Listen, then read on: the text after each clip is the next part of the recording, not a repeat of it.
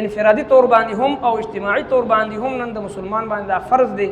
دا د هر مسلمان یو جهاد فی سبیل الله دی چې دغه یهودیت او د نصرانیت چې څومره مصنوعات دی بالخصوص د اسرائیلو د هغې نه مکمل طور باندې چې دی هغه بایکاټ وکړی شي او د هغوی سره هېڅ قسمه مالي معاونت او تعاون هغه ونه کړی شي. د دغه مشرکینو منځ او دعا د بیت الله په خوا کې نور څه نه و، بلکې دوی به شپیلې والي او لاسونه به پړقول، یعنی د دوی سره داسې عبادات یا داسې د توحید چې کوم مقصد دی د خانه کعبې د هغې به هم دوی سره څه دغه نه و، بلکې دوی به د دوی عبادت هم دقه چغې سورې او بې لباسه د بیت الله طواف کول وغیره. نو د هغې نتیجه دا راووتله چې الله رب العالمین دوی ته عذاب ورکړه. هغه عذاب د غزوه بدر، د غزوه احد او د غزوه خندق او د نورو جنگونو په صورت کې هغه عذاب مخې ته راغی چې د دوی هغه لوی لوی مشاهیر او سرداران هغه قتل کړي شو او د هغوی سرونه قلم کړي شو او دغسې چې دی نو اویا سرداران ته قتل کړي شو، اویا کسان د دوی قید کړي شو او مختلف قسمه رب کائنات د صحابه کرامو په لاسونو باندې دوی ته دا سزا او عذاب چې دی هغه ورکړه. نو فرمایي وما کان صلاتهم او نو مونځ د دوی عند البیت د بیت الله په خوا کې الا مکاء مگر شپیلې وهل وتصدیه او لاسونه پړقول فذوقوا العذاب پس وسکې عذاب بما کنتم تکفرون د هغې په بدل کې چې تاسو انکار کولو د عقیده توحید نه انکار کو، شرک به یې کو، نو اوس دغه د شرک هغه سزا تاسو دا میلو شوه چې د جنگ بدر په دوران کې هغه ذلت او رسوایی هغه شکست باوجود د خپل مالی وسعت، افرادی وسعت او فراخی او د اصلحې د هر څه نه ذلت او رسوایی ستاسو مقدر وګرځېدو. او بیا تر دې پورې د مشرکینو د عمل په ذریعه د اسلام د مخالفت ذکرو، اوس د مال په ذریعه باندې چې کوم دوی د اسلام مخالفت کوو د هغې ذکر دی. ځکه انسان د دو څیزونو مجموعه ده،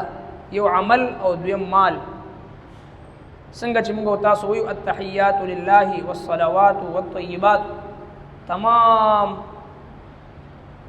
د جبی عبادات، مالی عبادات، بدنی عبادات لله خاص د الله د پاره دي.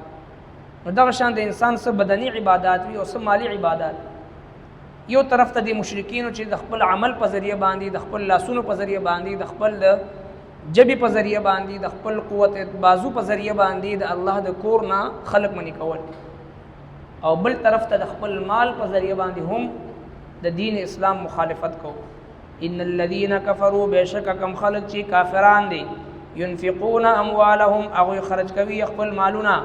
ليصدوا عن سبيل الله د پاره دي چې منی کړي خلق د الله د لارې نه، فسينفقونها پس زرد چې دوی به خرج کړي دا، ثم تكون عليهم بیا به هغوی په دوی باندې حسرتا وجد افسوس، ثم يغلبون بیا به دوی مغلوب کړي شي.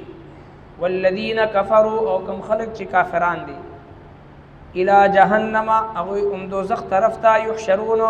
جمع کولی بشي. هغه خلق چې کوم خلقو مال د الله د دین د بیخکنۍ د پاره د الله د دین ته د نقصان رسولو د پاره چې د چا مال خرج کیږي، الله رب العالمین به دغه کس دنیا او آخرت دواړه کې ذلیل او رسوا کړي. نو همیشه به د یو مسلمان د دې خبرې خیال ساتي چې زما مال د الله د دین سربلندۍ دپاره خرج شي، زما مال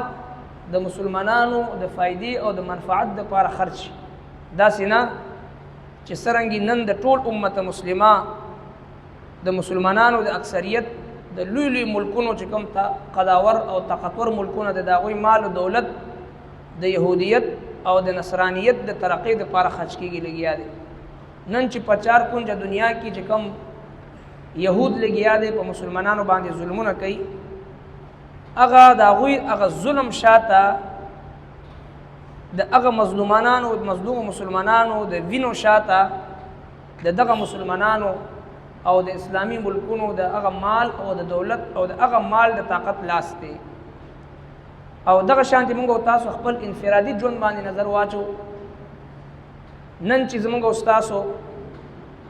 په فلسطین کې هغه مظلومانان بچي په هزارو تعداد کې هغه د عزت او د آبرو نه ډک هغه معزز او غیرتمند میاندې خویندې د امت او هغه د انبیای کرامو مقدس زمکه پاک خوره د هغې اوسېدونکي هغه پاک خلک هغه معصومانان بچي هغه با پرده او با حیا زنانه نن لګیا دی هغوی په ډیران باندې په کچرو باندې چې دی هغه ګند هغه پاټشي ټوکړې هغه راغونډۍ هغه خوري نن دې ته هغوی مجبوره شو چې هغوی د خپلو بچو ټوکړې راوچتوي ورته پته نه لګي چې دا کم یو ټوکړه د کم ماشوم دی کم ټوکړه د کم زنانه دی کم ټوکړه د کم نوجوان دی د دې ورته پته نه لګي د دې ظلم شاته د هغو خلکو لاس دی چې کم خلک خپل مال د اسرائیلي مصنوعاتو د ترقۍ دپاره د هغوی د پروموټ کولو دپاره د هغې پرمختګ دپاره چې دی خپل مال خرج کوي او د دوی مال د هغه کفارو دپاره یو قوت او طاقت جوړېږي لګیا دی نن دغه پیپسیانی او دغه کوک او دغه میکډونر دا برګر چې کوم موږ تاسو خورو په حقیقت کې د پدی برګرو کې او پدی پیپسیانو کې دنه دغه شهدا او وینه ده دغه معصومانو بچو وینه ده چې کوم بچي نن الته کې هغه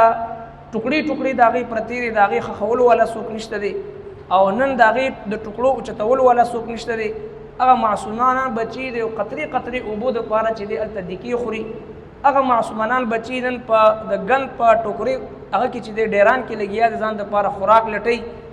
نو نن چې کله د مسلمان مال دغه خلکو